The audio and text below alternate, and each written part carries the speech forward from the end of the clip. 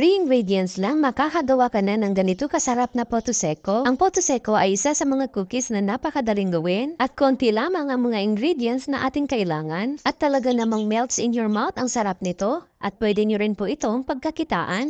Tara, umpisahan na natin at dito sa ating mixing bowl maglagay lang ng 2 cups ng cornstarch. At sunod natin ilagay ang 1/4 cup ng butter. At i-mix-mix lang po muna natin ito. At saka dahan-dahan natin ilagay ang 3/4 cup ng condensed milk para hindi tayo mahirapan sa pag-mix. At i-mix-mix lang po natin itong mabuti. Lagyan na naman natin ng condensed milk hanggang sa maubos natin sa paglagay ang condensed milk. Napakadali lang po nito gawin at kayang-kaya nyo rin po ito. Tuloy lang po natin ang pag-mix hanggang sa maka-form tayo ng dough. Gaya nito. Ayan, at pwede na po ito. At hatiin lang po natin sa 3 itong ating dough. Optional lang po ang paglalagay ng food flavor. Depende na po sa inyo kung gusto nyo lagyan o hindi. 2 lang po ang lalagyan natin ng food flavor. Ang isa, plain lang po.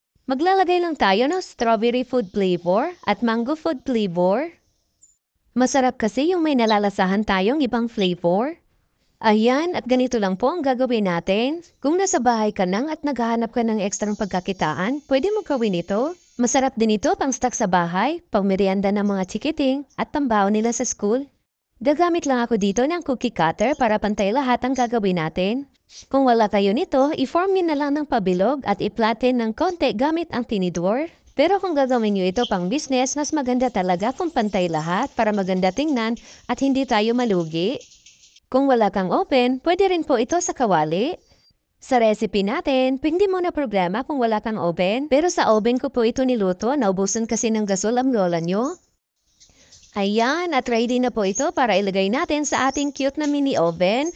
At na-preheat ko na po pala ito. At lutuin lang natin ito ng 150 degrees Celsius for 25 to 30 minutes. At ayan na po, luto na ang ating Poto Seco. Pag ganito na may iba-ibang kulay, gustong-gusto ito ng mga chikiting. Milky din ito, kaya hindi nila ito tatanggihan. Masarap pag may iba't ibang flavor para marami kang option. Mas masarap ito pag lagyan pa ng palaman. Ang dami ng version nito ngayon na mas pinasarap pa. Maraming salamat hanggang sa susunod po.